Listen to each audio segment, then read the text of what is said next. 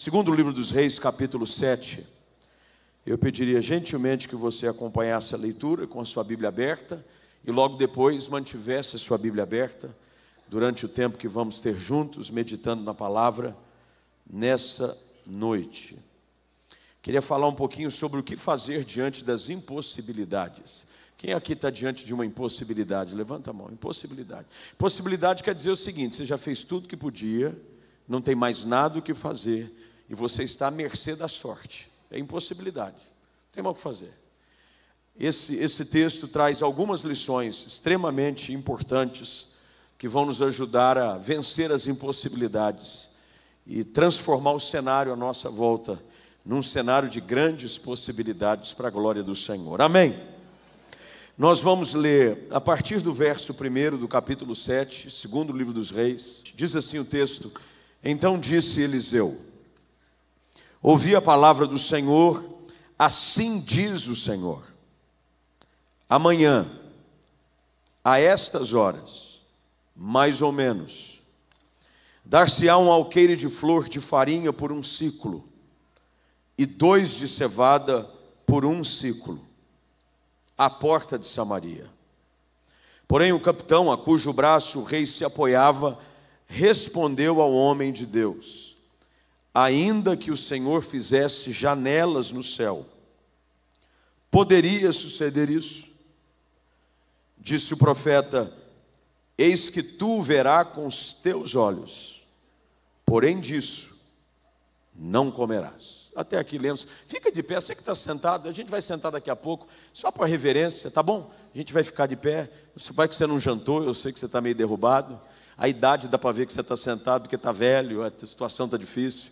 Mas antes da gente assentar, eu vou ficar de pé aqui, você vai assentar, um ato de reverência na casa do Senhor. Curva a sua cabeça, feche seus olhos. Pai, nós te damos graças por esse tempo em que nos reunimos na tua casa.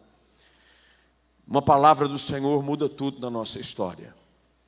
Que não desprezemos de maneira alguma a oportunidade que o Senhor nos dá hoje à noite aqui. Esse é um lugar diferente. Diferente não porque tem um bom som, uma boa iluminação, porque estamos aqui reunidos. Esse lugar é diferente porque o Senhor está aqui. E aonde o Senhor está, o lugar fica diferente, vidas são transformadas. Portanto, ó Deus, que o nosso coração não ignore a oportunidade que o Senhor nos dá de ouvirmos uma palavra que vai nortear o nosso futuro, vai mudar a nossa realidade, vai transformar a nossa história, vai abençoar a nossa casa. Por isso, dá-nos ouvidos atentos agora, Senhor, que toda distração, que toda perturbação com aquilo que está alheio a esse momento, fique do lado de fora. Que, ó Deus, não possamos perder nada, mas que o nosso coração seja solo fértil, receptivo, para receber a boa semente da Tua palavra. E que ao ouvirmos a Tua palavra, possamos abraçá-la, recebê-la como um tesouro que vem do céu sobre nós neste lugar. Fala conosco mais uma vez, Espírito Santo de Deus. Oramos assim no nome de Jesus. Amém. Assente-se, por favor. Durante a minha caminhada ministerial, esse ano eu fiz 24 anos de ministério pastoral. 24 anos de ministério. Desses 24 anos de ministério pastoral, sendo destes 20 de tempo integral, 20 anos, dando todo o meu tempo para servir a igreja, para ministrar a palavra, para cuidar de pessoas. Um dos discursos que nós mais ouvimos diante de certas situações é o discurso da desesperança. Desesperança causada por uma situação que fugiu do controle da pessoa. A desesperança pode bater na porta de casa sobre diversos aspectos. Pode vir sobre a crise num casamento, onde, por conta de uma sucessão de fatores, e às vezes intolerância, incoerência de um ou de outro, falta de sabedoria, ignorância, porque tudo isso leva ao pecado, leva à afronta, leva à destruição. Esses casais chegaram a ponto de achar que não valia mais a pena continuar juntos. Ou começaram a olhar para a vida por janelas diferentes. Porque aqui quando a coisa começa a ficar perigosa, é quando você começa a olhar para a vida como um casal por janelas diferentes. E a gente diz, não, eu enxergo a vida sobre um outro aspecto, a pessoa está enxergando a vida sobre uma outra perspectiva, e no curso da vida a coisa toma uma dimensão tão intensa de que a palavra que sai dos lábios dessas pessoas não é nenhuma outra a não ser, não tem mais jeito, não tem mais jeito, não tem mais o que fazer, nós não vemos esperança para mudar essa situação. Você traz esse cenário e pode aplicá-lo em qualquer contexto da sua vida. Dentro do trabalho, uma crise econômica como essa, onde diariamente a gente acessa o jornal, e quando eu digo acessar, é porque a maioria das pessoas hoje tem informação pela palma da mão, por um smartphone, um site que você visita, você busca acessar uma nova informação sobre saber quem é que foi preso hoje. Porque no Brasil está assim, quem é que foi preso, quem é que foi solto, qual é a operação, operação Zelote, operação tem Lava Jato, tem operação todos os dias. Há uma busca desenfreada para se tentar encontrar uma forma de fechar as comportas da corrupção nesse país, e o que ela desencadeou foi um índice de desemprego avassalador, uma economia frágil, cada vez mais frágil, aonde a inflação está tentando ser controlada, não sabe se ela está sendo mascarada, e as pessoas vão vendo seus empregos ir embora, as suas empresas sendo fechadas, os seus projetos sendo abandonados, e muita gente está saindo do país. Hoje há um êxodo de pessoas que fogem do país em busca de uma nova oportunidade, porque quando você diz para elas, viu, fica, Deus vai abençoar, a resposta que se ouve é essa: não tem mais nada a ser feito, não se tem mais o que fazer. Esse cenário de desolação não é algo que acontece só nos nossos dias. Os cenários de desesperança e desolação tendem a fazer parte da jornada da vida, porque aonde o pecado está presente, ele produz aquilo que só ele tem o poder de produzir: tristeza, morte, decepção, porque o salário do pecado é a morte. Um país que está sendo governado pelo pecado traz sobre si a morte. Um casamento que está sendo governado pelo pecado traz para ele a morte. Por isso que feliz é a nação cujo Deus é o Senhor. Uma nação só pode ser feliz quando o senhorio de Cristo é estabelecido, quando o governo do Senhor é implementado. Mas em contrapartida, toda nação que está sobre o governo do ímpio, sobre o governo de um corrupto, sofre as consequências do pecado. O texto de hoje à noite fala sobre um período na nação onde a fome toma conta da terra. A história, ela começa a ser contada, para que entendamos um pouco mais do contexto. Você precisa voltar um capítulo no texto que nós lemos e ir comigo até o verso de número 25 do capítulo 6.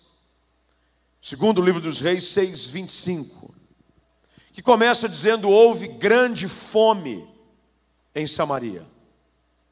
Vendia-se a cabeça de um jumento por 80 siclos de prata. Apenas para que você se situe um pouco como a economia estava completamente desestabilizada, é de que o valor que se pagava por uma cabeça de jumento era algo assim absurdamente fora da realidade. Um pouco de esterco de pomba, esterco se comprava por 5 ciclos de prata. Era uma inflação assim absurda, porque nós sabemos muito bem de que a desarmonia na economia produz a inflação. Você não tem produto e a lei da oferta e da procura produz em si uma desarmonia total, aonde a fome, a escassez do alimento, as pessoas não tinham o que comer, faziam com que o preço das coisas tivesse saído do controle. Chega a ponto que o verso de número 28, a fome era tão grande, para você ter uma ideia do cenário, de que uma mãe, o rei ao passar pela porta de Samaria, essa mulher pergunta ao rei: o que é que você tem? Ela responde: olha, essa mulher disse, me dá o seu filho para que o comamos, e amanhã comeremos o meu. Você tem uma ideia do problema. As pessoas já estavam, uma mulher oferecendo o próprio filho para ser servido como alimento, canibalismo. É preciso que você entenda o cenário, o tamanho do problema. Para que você veja a dimensão do milagre, você precisa primeiro enxergar a dimensão do problema. Não era fome que não tinha pão para comer, não era fome que não tinha picanha para assar, não era fome que você não tinha um macarrão para cozinhar, era fome desesperadora, a ponto de uma mulher falar para o rei: vamos comer o seu filho hoje, amanhã nós comemos o meu. Desespero. O canibalismo já estava sendo pensado em ser executado, porque não tinha o que comer. Esse era o cenário. Talvez um cenário muito parecido com o de muita gente aqui hoje à noite. Um cenário onde você já não vê recursos mais vindo de lugar nenhum. Você não vê mais saída, você não vê mais esperança, você não vê mais condição de restauração, você não vê. Você tem que ir para os extremos. A realidade que você vive é uma realidade de extremos. Quando, diante desse cenário, o profeta é procurado. Primeira coisa que você precisa entender aqui, e anota aí em algum lugar para você aprender, porque quando a gente escreve, a gente tem um poder de assimilação e de memorização melhor. Primeiro lugar, nos dias de crise e dificuldade, busque um profeta de Deus. O profeta, ele simbolizava a palavra de Deus. Você pode pegar essa aplicação e trazê-la para a sua vida sobre a seguinte ideia: nos momentos difíceis, no momento onde você não tem mais onde buscar recurso, no momento onde você não vê mais saída, busque socorro na palavra de Deus. O profeta era a boca de Deus. Quando o profeta falava, não era um homem qualquer falando, era como se o próprio Deus falasse através da boca do profeta. É por isso que Hebreus capítulo 1 diz: havendo Deus outrora falado de diversas maneiras, de muitos meios, pelos nossos pais, pelos profetas, aprove agora falar pelo Filho.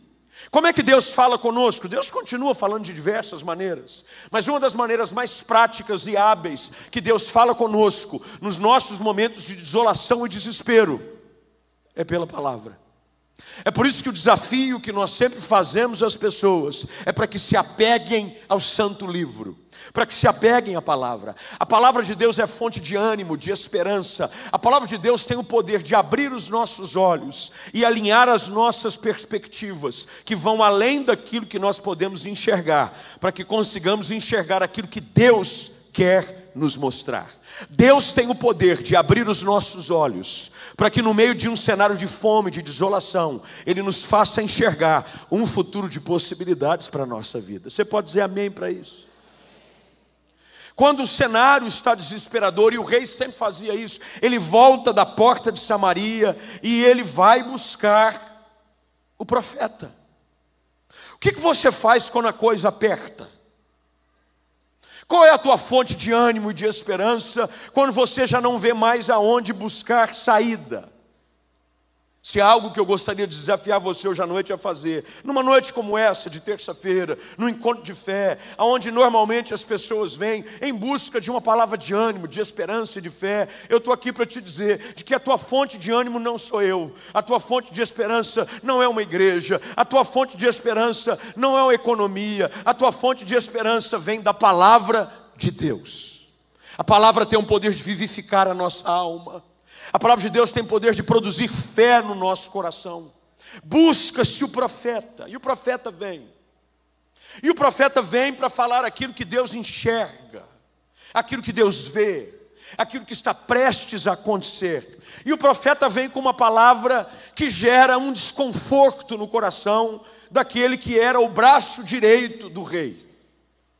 O profeta vem, e aqui entramos no capítulo de número 7, aonde lemos, que diz: ouvi a palavra do Senhor. Segunda coisa que você precisa aprender: não adianta só buscar na palavra de Deus, você precisa ouvir a palavra de Deus. Ouvir a palavra de Deus. O profeta vem e diz assim: eu não vou dar minha opinião, eu não vou dizer o que eu penso, eu não vou dizer o que eu acho, eu vou dizer aquilo que Deus diz. Quando a gente libera a palavra num cenário de caos, num cenário de esgotamento, num cenário de divórcio, num cenário de falência, as nossas perspectivas mudam. Lá vem o profeta entra, ele diz: ouvi a palavra do Senhor, ele diz: assim diz o Senhor, e ele profetiza, ele fala. E diante de uma palavra positiva, a reação do capitão, verso de número 2, e há um detalhe no texto muito importante que você não pode ignorar de jeito nenhum. É quando ele diz, cujo braço o rei se... Que coisa terrível é você se apoiar em gente que não crê. É um perigo você apoiar em gente que não acredita no milagre. Às vezes o problema do milagre não está na ação pessoal que acontece através da sua vida. O problema é que você está cercado de gente que não acredita que Deus pode fazer. O texto é claro em dizer, o capitão cujo braço o rei se apoiava. Isso quer dizer o seguinte, tudo que o capitão dissesse, o rei endossava. Tudo que o capitão pensasse, o rei acreditava. Você precisa estar cercado de gente que crê que mesmo num cenário de desolação, quando Deus fala, você não pode duvidar. Quem sabe hoje de manhã você não precisa pôr para correr algumas amizades e relacionamentos que estão sendo canal de descrença na sua vida, de desesperança. Diante de uma palavra de Deus, olha qual é a reação do capitão. Nem se os céus se abrissem, isso podia acontecer. Mas nem se as janelas do céu se abrissem. A versão da NVT, nova versão transformadora, ela é linda porque ela diz assim, ainda que o Senhor abrisse as janelas do céu, isso não poderia acontecer. Olha que absurdo. O problema da desesperança é que ela rouba de nós a perspectiva de que algo bom possa acontecer. Tem gente que está tão preso num cenário adverso, que quando você diz para ele, fica firme, vai melhorar, ele não acredita. E ele não acredita não é porque ele não quer acreditar, mas é porque ele já está tão acostumado em sofrer, ele está tão acostumado em chorar, que ele não vê oportunidade ou possibilidade de melhora, nem quando Deus diz que vai melhorar. Mas eu estou aqui hoje à noite para te dizer, de que assim como Eliseu entra num cenário de fome, de desolação, de desarmonia, de desespero, eu entro aqui hoje à noite para liberar uma palavra da parte do Senhor sobre a sua vida. Ouça o que o Espírito de Deus diz sobre você. Ainda que o teu cenário seja de desesperança, de desolação, que você não veja recurso, que você não veja saída, Deus vai agir em seu favor. Ele vai te surpreender, as portas vão se abrir e você vai testemunhar com os seus próprios olhos aquilo que o Senhor há de fazer na sua história, na sua casa, no seu trabalho, para a glória e louvor do seu santo nome. Diga amém. É um perigo a gente estar perto de gente que não acredita. Não acredito. Imagina, vai piorar. Imagina agora prenderam o cara da JBS, agora que a coisa vai... se for prender todo mundo que está prendendo, não vai ter espaço para cadeia nesse Brasil para pôr tanta gente. Gente desanimada, negativa. De que diante de um cenário onde está todo mundo pensando em ver algo melhorar, ele nunca vê as coisas sob a perspectiva da palavra. Comece a enxergar a sua vida pela perspectiva da palavra. Não enxergue aquilo que a situação está querendo te convencer. Enxergue aquilo que a Bíblia diz a seu respeito. De que você é abençoado, que você é bendito, que Deus tem plano para a sua vida, que você e a sua casa vão servir ao Senhor, que você é favorecido de Deus, que onde você colocar a planta dos seus pés, vai ser possessão sua. No meio da enfermidade, no meio da luta, no meio do verão, nada vai acontecer na sua vida, a tua folhagem não vai murchar, porque você está plantado junto às águas, junto aos ribeiros de Deus. Você vai florescer mesmo no deserto, é o que Deus diz, mas a gente prefere acreditar naquilo que os nossos olhos veem. Esse era o cenário, fome, a mãe vendendo filho para servir de janta no dia seguinte, negociando com o outro como é que ia ser a janta do outro dia. Se nós vamos servir o nosso filho como refeição, amanhã vai ter que ser o seu. No meio desse cenário, Deus fala, e Deus fala com você hoje à noite também, para te dizer, eu sei que o teu cenário é de desolação. Veja só, eu não quero que você feche os olhos para o problema, eu quero que mesmo diante dos problemas, você acredite que aquilo que Deus fala a seu respeito é real, vai se cumprir, vai acontecer. Deus vem através da boca do profeta e diz, amanhã, a essas horas mais ou menos, o quadro vai mudar. Há uma palavra de Deus sobre você hoje à noite dizendo, a coisa vai mudar. A coisa vai mudar. Você pode olhar para quem está perto de você e dizer assim: a coisa vai mudar. A coisa vai mudar. A coisa vai mudar. Algo vai mudar na sua vida para a glória de Deus. Vai mudar na sua vida. Creia nisso. Vai mudar. Vai mudar. Vai mudar. Você tem que crer. Vai mudar. Algo vai acontecer. Algumas coisas dentro dessa palavra de Eliseu me chamam muita atenção. E eu queria que você acompanhasse qual é o raciocínio da palavra profética. A palavra de Deus, a palavra proferida. Eu me lembro do texto de Ezequiel 37. Deus leva o profeta diante de um vale que estava sequíssimo, cheio de ossos sequíssimos. Um vale de ossos sequíssimos. E Deus diz ao profeta, ele diz: profetiza, profetiza, profetiza. E ele diz assim: ossos secos, ouvi a palavra de Deus. Sabe o que você precisa começar a fazer diante de um cenário de desolação, de desesperança na sua vida? Libera a palavra de Deus. Começa a falar sobre o seu casamento que está em crise. O meu casamento vai prosperar, vai ser bênção, vai ter harmonia dentro de casa. Meu marido que está longe vai vir para a igreja. A minha esposa que não está servindo ao Senhor vai vir comigo para a casa do Senhor. Diante de um cenário onde os filhos estão longe, presos nas drogas, envolvidos com coisas que desagradam o coração de Deus, ao invés de você sucumbir diante do cenário, abra a boca e comece a liberar uma palavra de fé, uma palavra profética sobre ele, dizendo: os meus filhos são bênção, são herança do Senhor,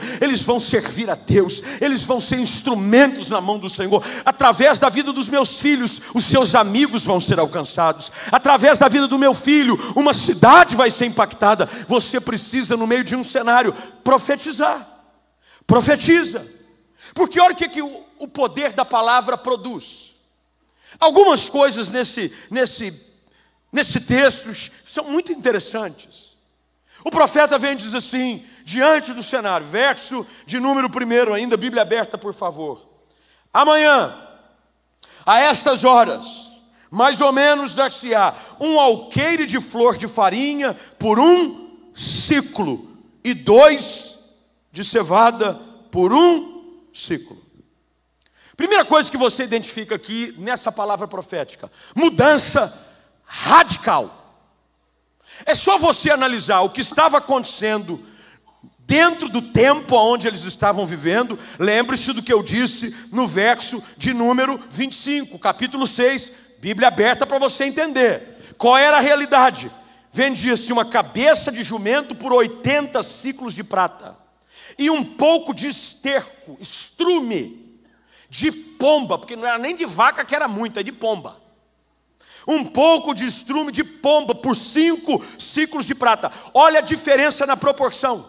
Você ia comprar por 1 ciclo e 2 de cevada, você ia comprar um alqueire de flor de farinha. Sabe o que isso quer dizer? Situações extremas, antagônicas. É como se eu dissesse, para você entender mais ou menos e conseguisse se situar dentro da ilustração aqui. É como se você dissesse: hoje foi lançamento mundial do novo iPhone. Para quem gosta de telefone, está todo mundo antenado. Um novo iPhone foi lançado. Vamos supor que hoje um iPhone custasse 3 mil reais. 3 mil. Aí Deus dissesse assim: não, amanhã um iPhone vai custar R$1. Aleluia, né? Todo mundo glorificando de pé. Oh Deus, cumpra essa palavra. Está dando para entender o extremo ou não? Vendia-se algo por um preço absurdamente alto, que não valia nada. E depois, no dia seguinte, a palavra ia vender-se algo que valia muito por um preço pequeno. O que eu aprendo nessa palavra? É que o poder de uma palavra profética sobre a vida de uma família, de uma pessoa, de um trabalho, de uma empresa, tem o poder de mudar a situação de forma radical. O que eu estou aqui hoje para te dizer é o seguinte: o que Deus vai fazer na sua vida é algo radical. Você que convive com alguém, pastor, ele bebe, ele fuma 3 maços de cigarro por dia. Deus vai pôr a mão sobre a sua casa, Deus vai libertar a sua família, e de um dia para o outro, ele não vai nem sequer conseguir aspirar o cigarro de quem estiver perto dele. Porque o poder da palavra, o poder da ação de Deus, numa situação é exatamente essa. Deus tem o poder de trazer um quadro de desespero, um quadro de tormenta, um quadro onde as pessoas não têm o que fazer. E nesse ambiente, mudar radicalmente a realidade. Radicalmente. É por isso que a reação do capitão no texto foi uma reação de descrença. Porque ele diz assim: como assim, está louco? Será que você não está vendo a realidade? Você não está vendo como é que está a vida? Nós estamos prestes a assinar o divórcio. Você não está vendo que a empresa está prestes a falir? Você não está vendo que eu estou desempregado há tanto tempo? Você não está vendo que a conta vai vencer essa semana?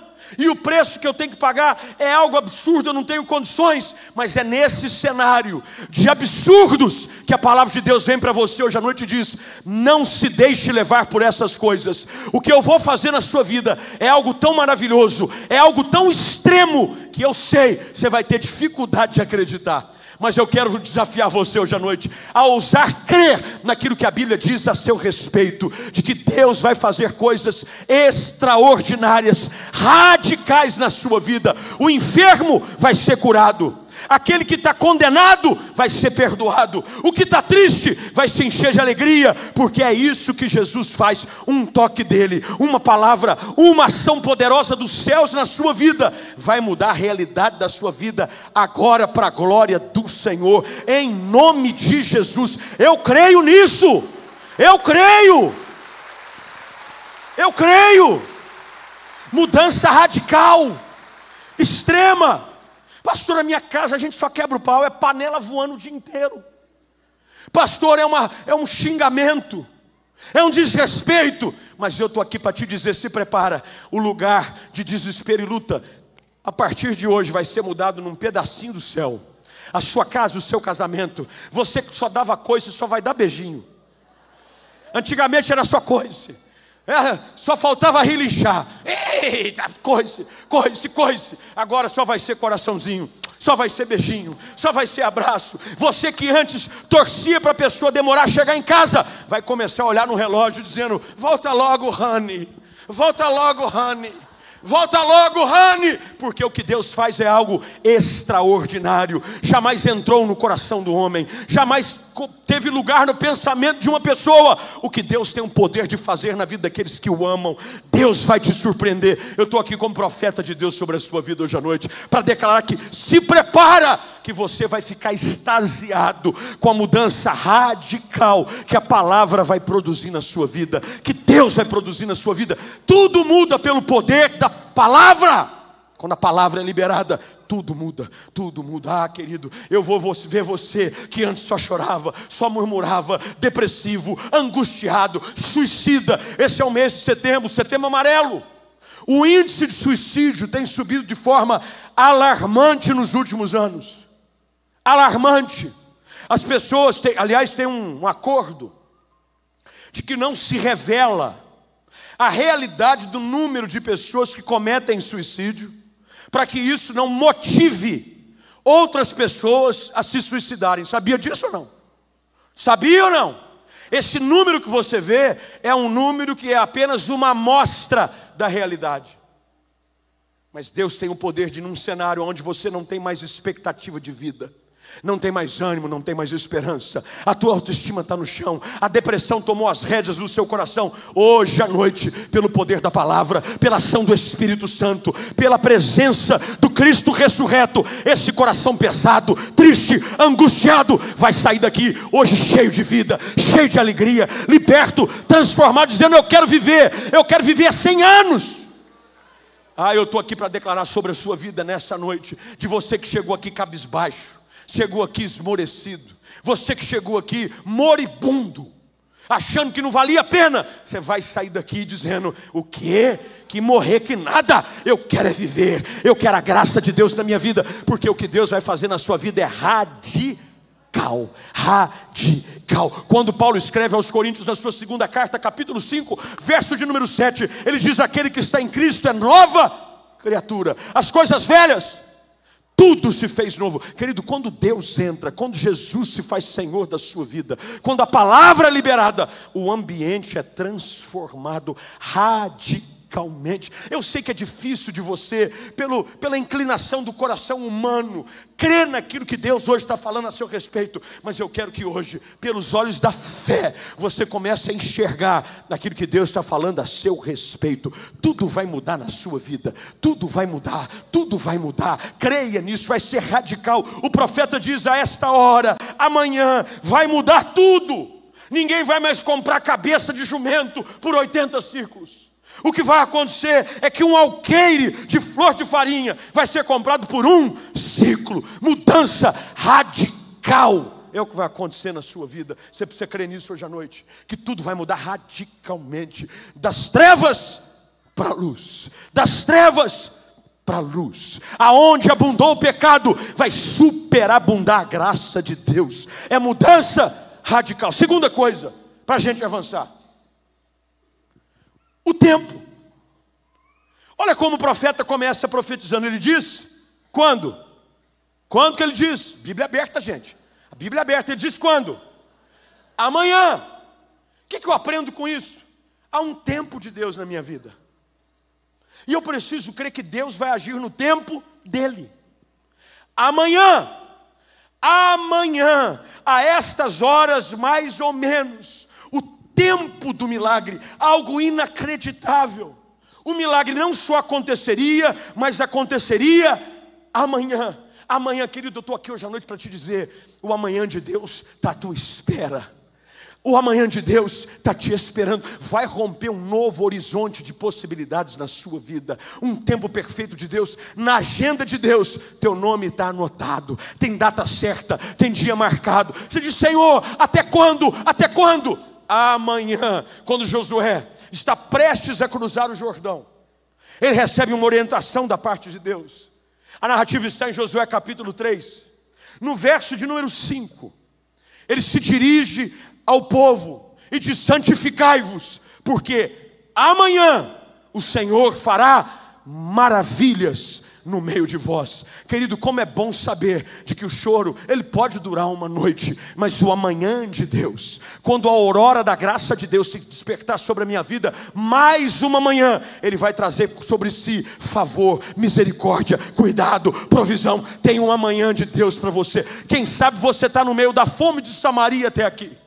Quem sabe você está no meio da dor, da luta e da aflição até aqui. Mas quem sabe, nessa virada de noite, nessa virada de mês, nessa virada de tempo, nós estamos aqui quase que de uma forma profética.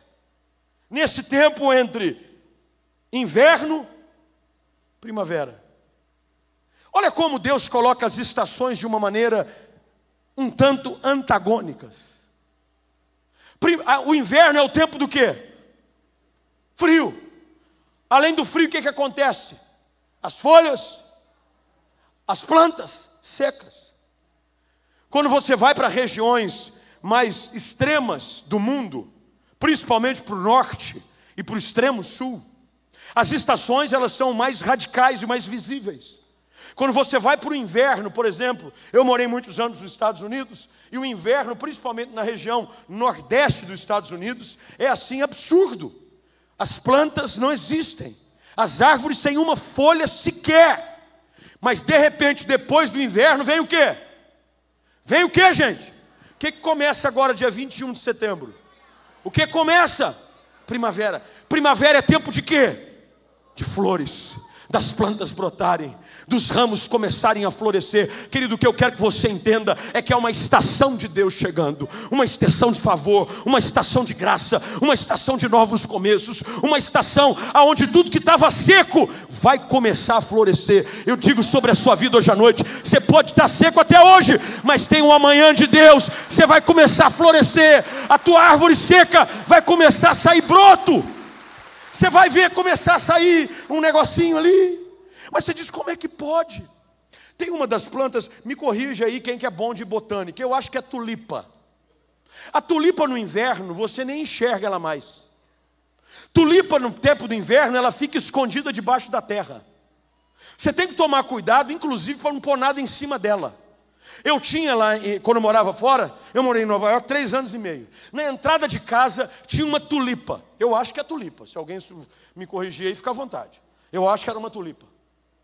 Quando chegava o inverno, vinha a neve, vinha o frio, a tulipa ela desaparecia. Não ficava sequer a aparência dela para o lado de fora. Mas eu sabia que ali tinha uma planta, que no tempo certo, na primavera, no romper das flores, ela ia começar a brotar. Tem gente aqui que acha que está enterrado, acha que não tem mais futuro, não tem nem mais ramo para o lado de fora, mas o amanhã de Deus está chegando. O profeta diz para o rei: amanhã, nesse lugar que você não vê mais nada, de repente começa uns ramos de uma nova flor começar a romper a terra, e aquilo que antes parecia não existir mais nada, se transforma numa das flores mais lindas que existe. Ela rompe e mostra toda a sua glória, todo o seu esplendor, porque no tempo de Deus você vai florescer. Você pode ter passado luta, pode ter passado fome, pode ter passado aflição, mas eu estou aqui como Deus, para te falar como um profeta de Deus, para te dizer: você tem um amanhã da parte dele à sua espera. Amanhã. Ele diz: mas como é que pode? Como é que amanhã é? Amanhã tem um tempo. Você não está esquecido por Deus. Você não está abandonado. Pessoas podem ter te deixado, os amigos podem ter te abandonado, mas o Senhor te diz: por acaso, porventura eu te deixaria? Eu jamais te abandonaria. Ele é conosco todos os dias, Ele caminha conosco nos vales escuros, nos tempos difíceis. Nós precisamos crer que a palavra de Deus vai trazer o romper de um novo dia, dia de bênção, dia de esperança, dia de vitória para nós. Terceiro lugar, o lugar do milagre. Porque tem gente que diz assim: eu creio que Deus vai fazer alguma coisa na minha vida, se Ele me tirar daqui e me levar para lá. Se eu mudar de cidade, então aí não é Deus, aí é você. Se eu mudar de companheiro, pastor, meu companheiro não dá mais não, tá ruim, hein? Olha, aguentar esse fardo não é brincadeira não. Carregar essa cruz, ninguém merece. Eu creio que se eu casar de novo, a coisa vai melhorar. Pergunta para a mulher samaritana.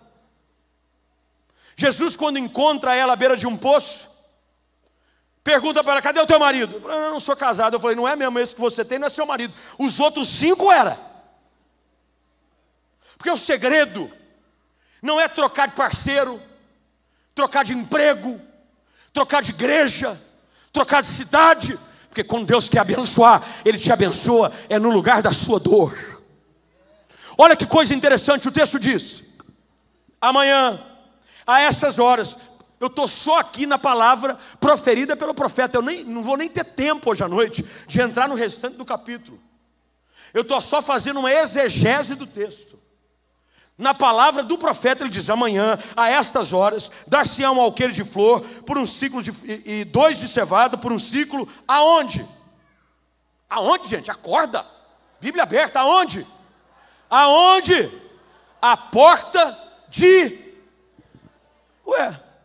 Mas não foi a porta de Samaria que a mulher ofereceu seu filho para ser servido como janta?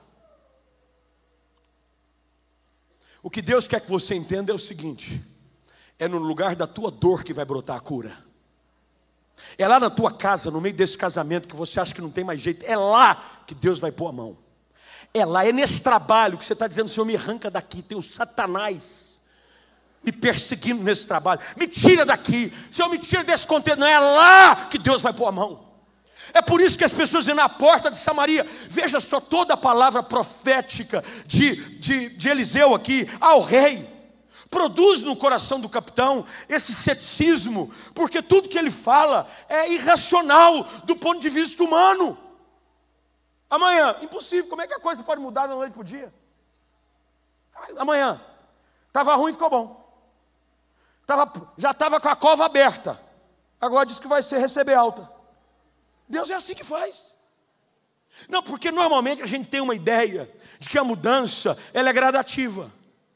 Porque quando a economia começa a mudar, se você ouvir os especialistas em economia, é assim: olha, a economia no Brasil, segundo semestre de 2018, se não arrumar mais ninguém roubando por aí, se não tiver mais nenhuma empresa tirando dinheiro do BNDES, se não tiver mais nenhum governo corrupto, pode ser que 2018 a economia volte a acelerar e a crescer um pouquinho, mas nós só vamos ver o PIB do Brasil ter uma melhoradinha lá para o primeiro semestre de 2019. É o que eles dizem, porque isso é o que faz parte da lógica. Mas o meu Deus não trabalha com lógica. Meu Deus faz o que Ele quer, do jeito que Ele quer, na hora que Ele quer. Ele não dá explicação para ninguém. Ele pode simplesmente dizer, estava ruim, ficou bom. Acabou. É assim. O que estava morto, viveu. Aquela que sofria com fluxo de sangue, 12 anos, passou. O que nasceu cego, enxergou. Não teve assim, eu vou fazer um curso de visão para ver se a gente vai fazendo. Então, meu pai operou de catarata esses dias aí. Depois da catarata operada, 15 dias, não pode mexer, não pode chacoalhar. Quando Deus faz a obra, meu irmão, não tem essa não. Você é curado e começa a pular. É assim que funciona. Antagônico. Mas além de tudo isso, Deus diz, é no lugar onde você achava que não tinha jeito, é lá que você vai ver minha glória. Eu estou aqui hoje para te dizer que talvez você tenha já desacreditado que neste lugar, nesse contexto, nessa situação, algo pudesse mudar. Mas não é verdade. A verdade é que tudo é possível ao que crê. Há um texto de Isaías 61, e eu vou terminando por aqui, quando ele diz no verso de número 7, que em lugar da vossa vergonha, você vai ter dupla honra. No lugar da afronta, você vai se exultar na sua herança. É na terra que você possuir, o dobro é que você vai ter perpétua alegria. O que Deus está querendo te dizer hoje à noite através dessa palavra, aquilo que o Espírito Santo faz ecoar na tua alma, é de que nesse cenário, aonde você já jogou a toalha, nesse casamento onde você já fez planos e já planejou coisa para que a coisa termine, é neste lugar que o Espírito de Deus me manda te dizer, é aí que você vai ver a minha glória manifestada, é aí que você vai ver eu trazer à existência sequer as coisas que existem. É isso que Deus vai te surpreender. Eu estou aqui como boca de Deus para você hoje à noite, para te dizer, se prepara para a grande surpresa que Deus tem preparado para você. Apressa-te hoje a se agarrar a essa palavra e crer que no meio desse cenário de desesperança, você vai florescer mais uma vez. Você vai romper como a luz da aurora mais uma vez. A tua noite vai voltar a ser dia. Você vai ver os seus melhores dias chegando. Você vai ver o favor de Deus te alcançando. Se prepara, se prepara. Cutuca com fé. Dá aquela empurrada no ombro assim. Se prepara, se prepara, se prepara. O amanhã de Deus está rompendo na sua vida. Se prepara, se prepara, se prepara. O texto termina com uma história das mais absurdas possíveis. O desfecho dessa história é um dos mais absurdos possíveis. Porque logo a partir do verso número 3, aparecem 4 leprosos. 4 leprosos. O leproso era colocado para fora do convívio da sociedade. Ele era considerado imundo. 4 leprosos. Eles diziam um para o outro: o que adianta a gente ficar sentado aqui? Nós vamos morrer. Se a gente disser, entremos na cidade, há fome na cidade, nós vamos morrer lá. Se ficar sentado aqui, nós vamos morrer. Olha a atitude, verso de número 4, grifa na sua Bíblia, por favor. Vamos, pois, quando? Final do mês? Virada do ano? Vamos quando? Agora, e demos conosco no arraial dos sírios. Os sírios eram os inimigos. 4 leprosos. Ele dizia o seguinte: morrer nós vamos. Como diz o Tiririca, pior que está, não fica. Está aqui. Ele tirou a inspiração desse texto. Pior, ele é bíblico, a gente nem sabe. Pior que está, não fica. Se entrar na cidade a gente morre, se ficar aqui a gente morre. Pior que está, nós vamos morrer. Então vamos fazer alguma? Está aqui o segredo desse texto, e eu não tenho tempo para a gente ir até o final do capítulo. Mas preste atenção. Enquanto você não vê o cumprimento da palavra, faça alguma coisa. Faça alguma coisa. Se coça, mané. Se coça, dá seus pulos. Se vira, faz alguma coisa. Porque quando você se predispor a fazer alguma coisa, Deus vai te surpreender. Porque os leprosos disseram assim: vamos lá, não sei no que vai dar. Bem, morrer por morrer, vamos morrer tentando. Mas no esforço deles, eles se levantaram. Veja só o verso 5. Levantaram-se ao anoitecer, se dirigiram ao arraial dos sírios. Tendo chegado à entrada do arraial, não havia lá surpresa. Às vezes, numa tentativa sua, vai ter a sua maior surpresa. Você achou que era o pior, Deus já tinha ido à frente. Mas e se eles não tivessem ido? Não teriam visto o agir de Deus. Há algo que é muito importante nessa história: o cooperativismo entre uma palavra de Deus e a ação do homem. Havia uma palavra que Deus mudaria o contexto, mas foram 4 leprosos, os 4 improváveis. Deus trouxe a palavra de livramento através de 4 leprosos, que se dispuseram. Quando eles chegaram lá, não havia mais.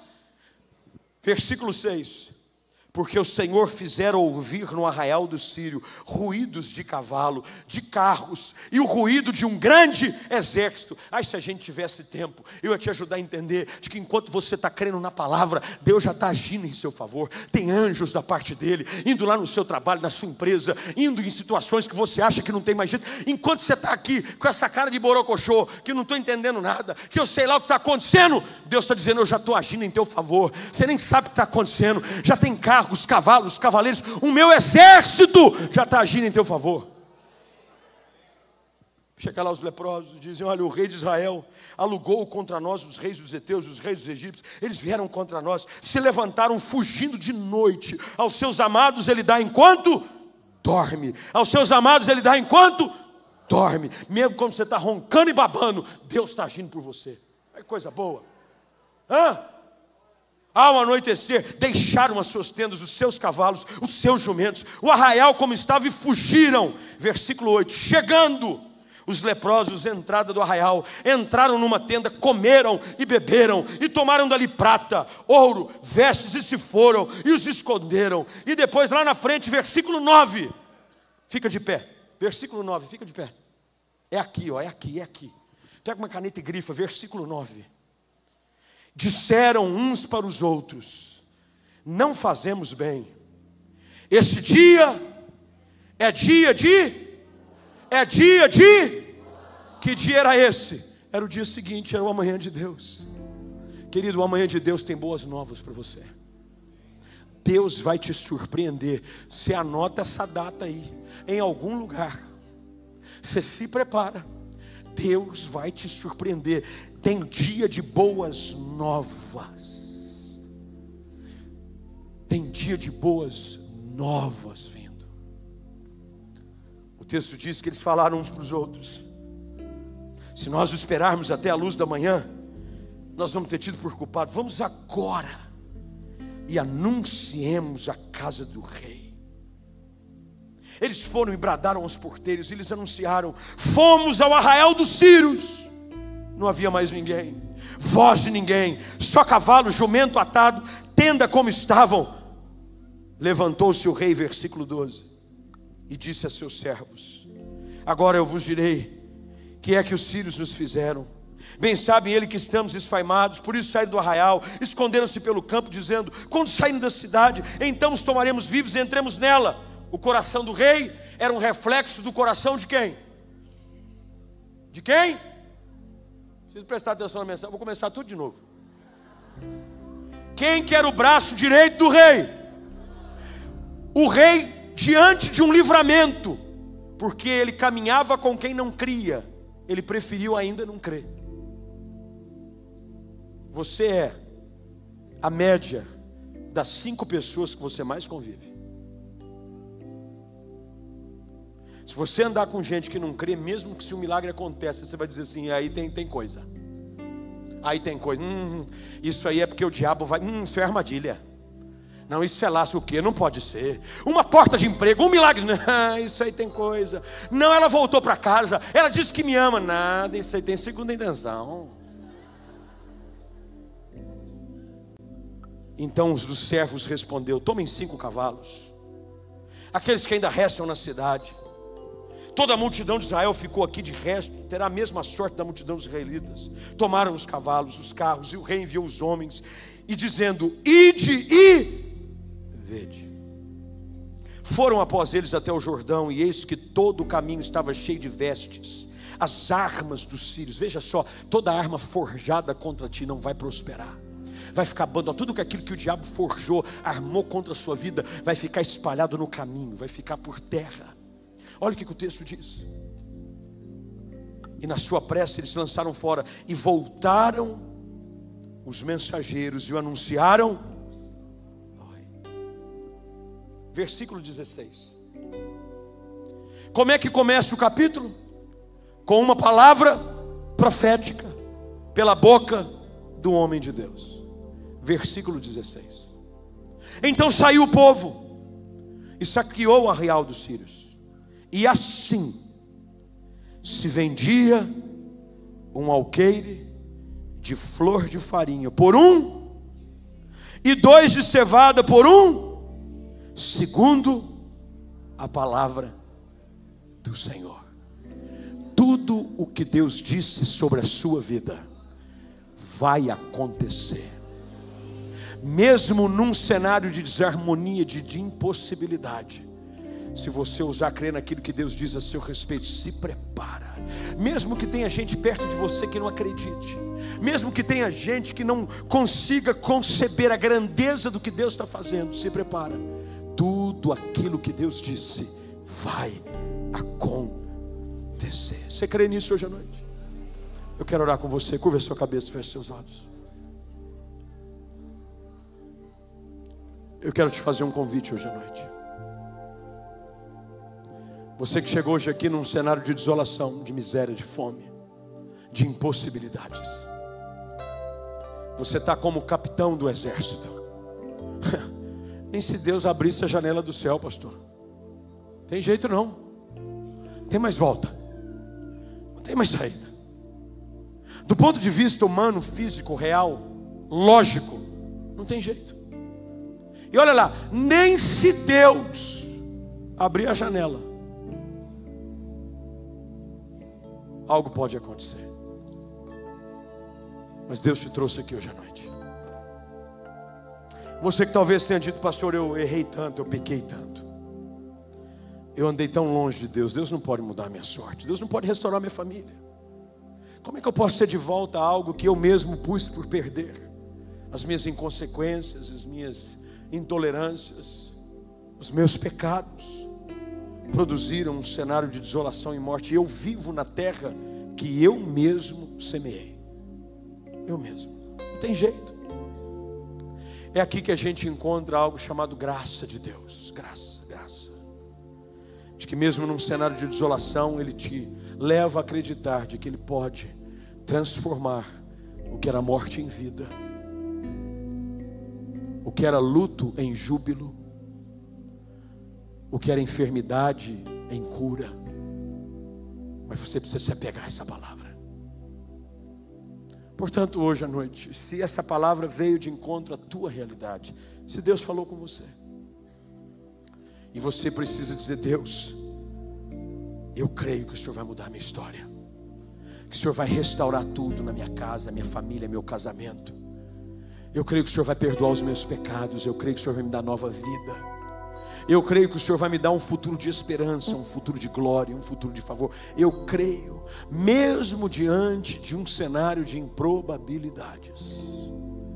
Eu prefiro crer na tua palavra, porque eu ouvi hoje à noite de que tudo aquilo que o Senhor diz se cumpre. Portanto, se Deus falou com você agora, nesse ambiente de serenidade, se Deus falou com você, você vai pedir licença do seu lugar. Você vai vir a esse altar. Ao sair do lugar e vir ao altar, você vai estar comprovando essa palavra como verdade sobre a sua vida. Eu vou pedir para que ninguém se ajoelhe. Você vai ficar de pé aqui na frente. De pé. Vem para cá. Pede licença. Venha, independente do cenário que você se encontre, de desolação. Pastor, não tem jeito. A situação está assim, é de desespero. O cenário é terrível. Estão vendendo uma cabeça de jumento. É assim, por um preço absurdo. Deus te diz: sobre a minha palavra tudo vai mudar radicalmente.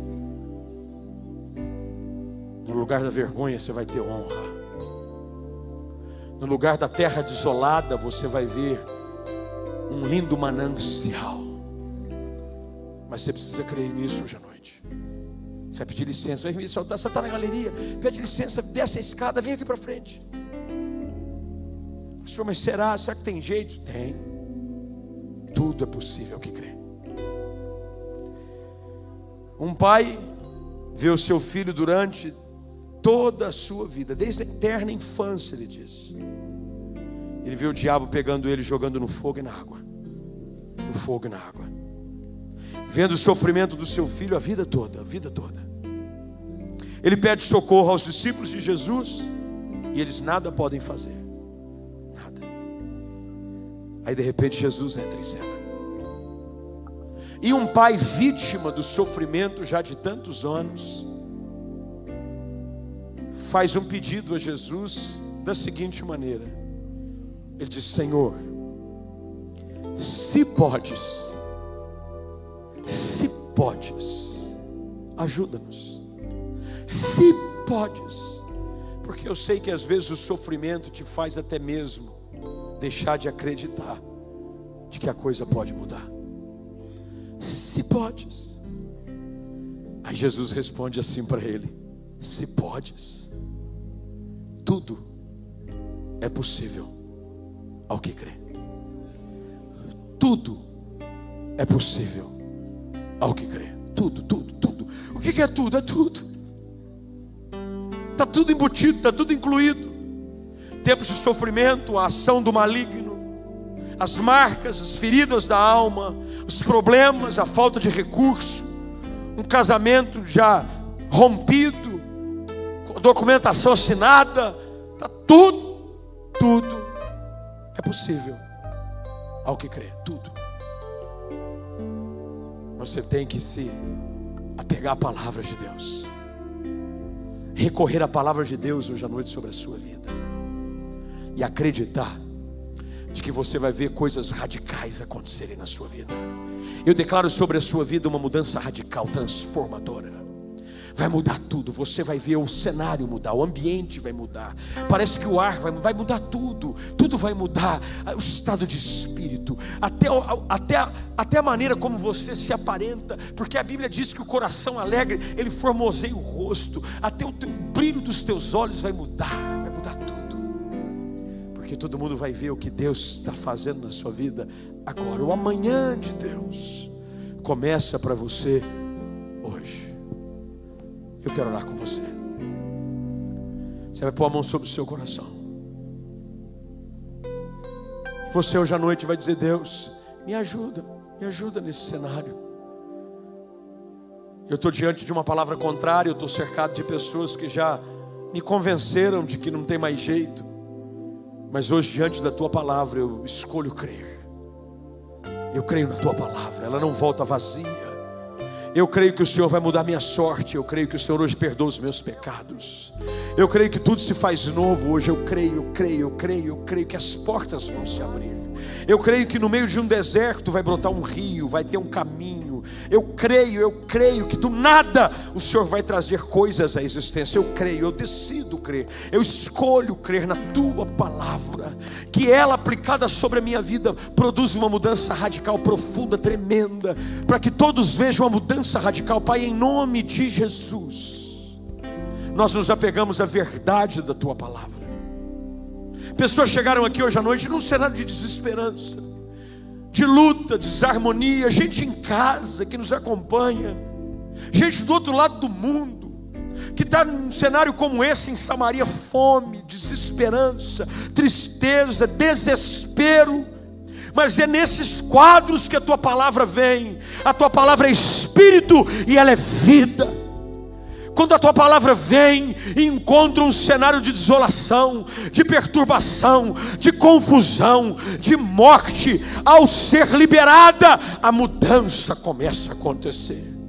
Pai, faz isso hoje à noite na vida dessas pessoas, que no meio desse vale de ossos secos nasce um exército, que no meio dessa casa em desarmonia nasça um lar que serve ao Senhor.